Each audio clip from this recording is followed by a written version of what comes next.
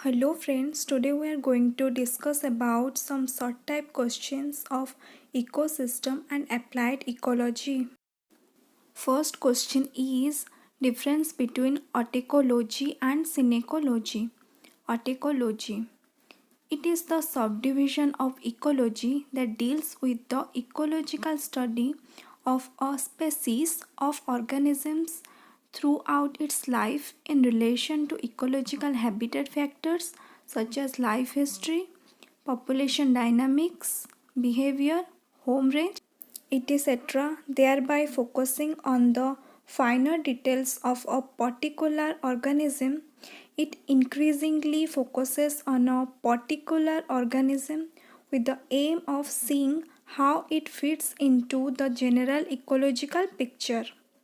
For example, the relation of oak tree to its environment. Synecology.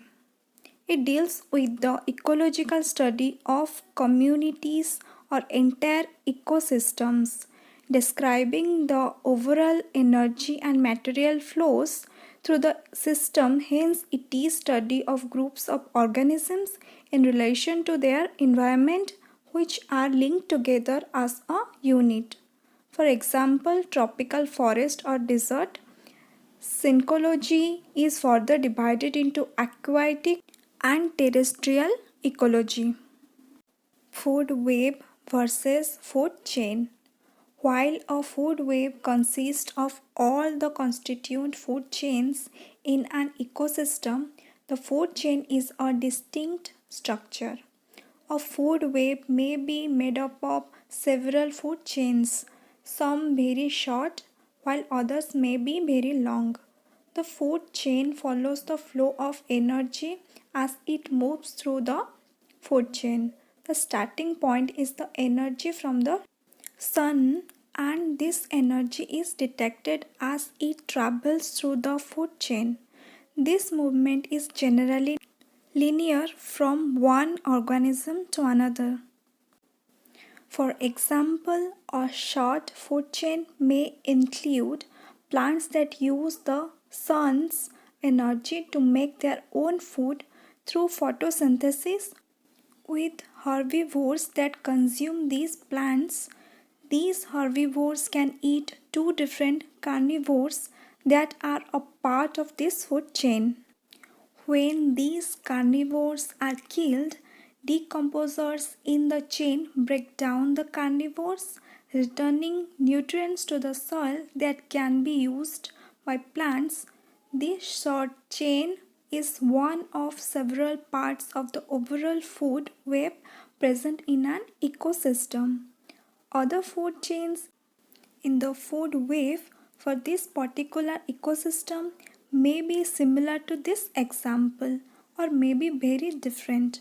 Since it is made up of all the food chains in an ecosystem, the food web will show how organisms in an ecosystem interact with each other. What are the types of food webs? There are many types of food webs which are differ in how they are constructed and what they show or emphasize in relation to the organisms within the particular ecosystem.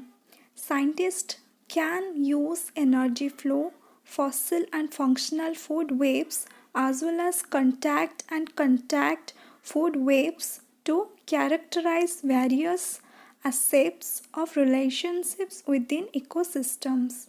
Depending on which ecosystem the web represents, scientists can further classify the types of food webs. Connectance food web. In this food web, scientists use arrows to show that one species is being consumed by another species. All arrows are weighted equally. The degree of consumption power of one species by another is not illustrated.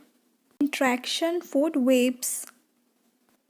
Similar to connecting food or connectance food webs, scientists also use arrows in the interaction food webs to show that one species is being consumed by another.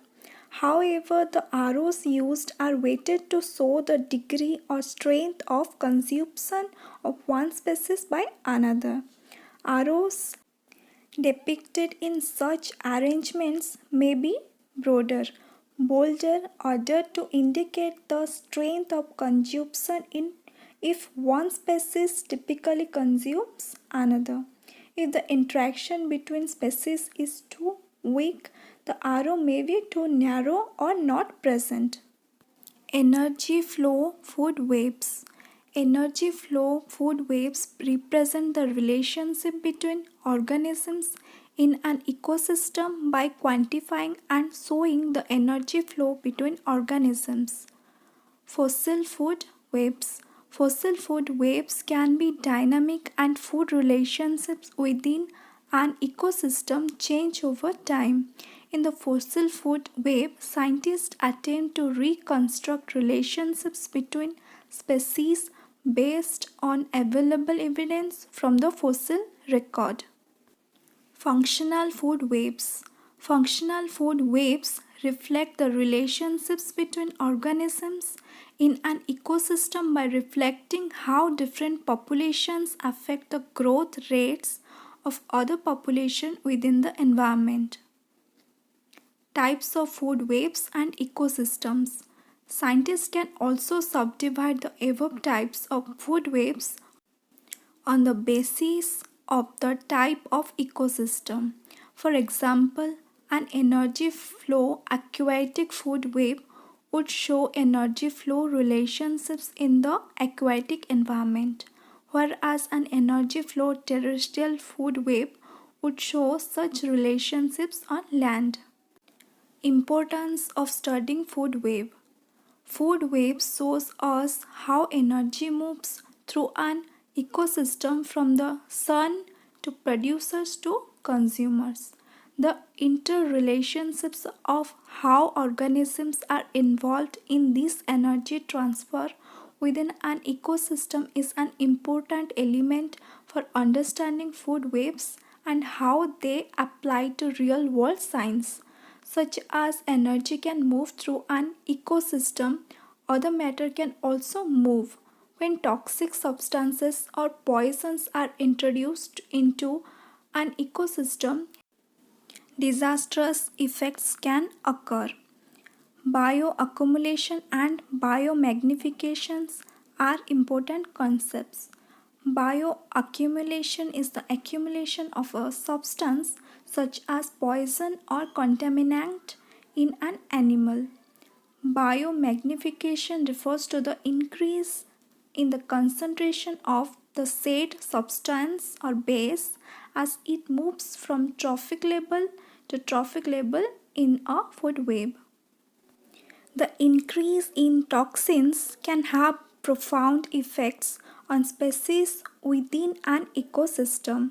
For example, man-made synthetic chemicals often do not break down easily or quickly and can accumulate in an animal's fatty tissue over time. These substances are known as permanent organic pollutants.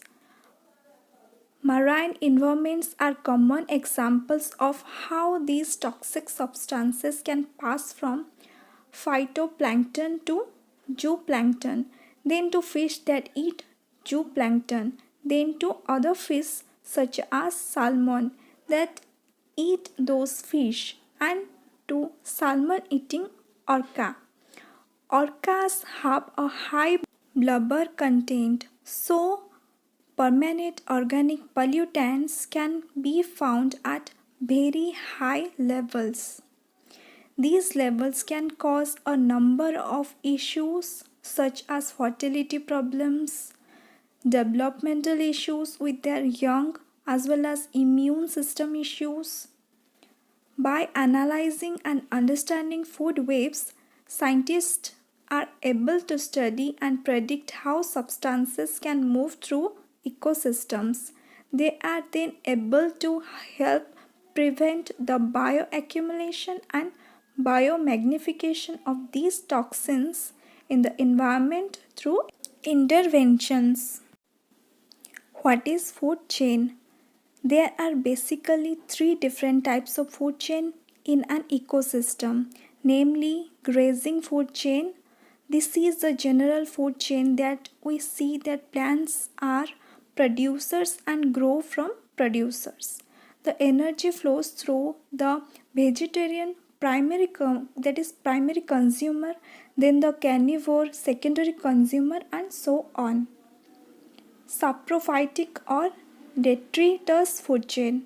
In this type of food chain, dead organic matter remains at the lowest level of the food chain, followed by decomposers and so on. Parasitic food chain. In this type of food chain, larger organisms are either the producers or consumers are exploited, and hence the food passes to smaller organisms. In nature, we mostly absorb the food wave as there are many organisms which are omnivores. As a result, they occupy several trophic levels. What do you understand by energy flow?